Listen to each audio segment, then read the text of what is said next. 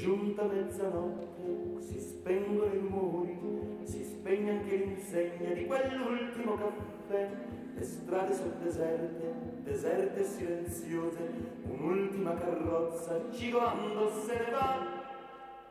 Il fiume scorre lento, frusciando sotto i ponti, la luna splende in cielo, dorme tutta la città.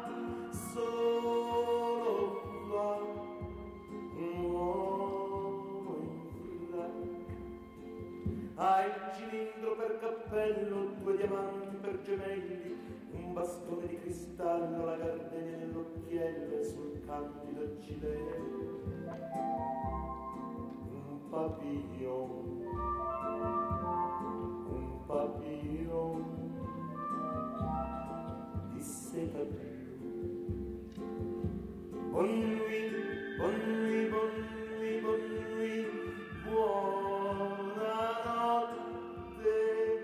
va dicendo ad ogni cosa ai fanali illuminati, galleggiando dolcemente, lasciandosi cullare, se ne scende lentamente sotto i ponti verso il mare se ne va.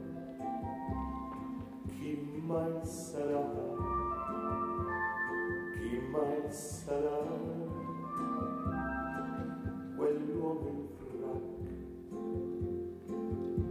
Addio.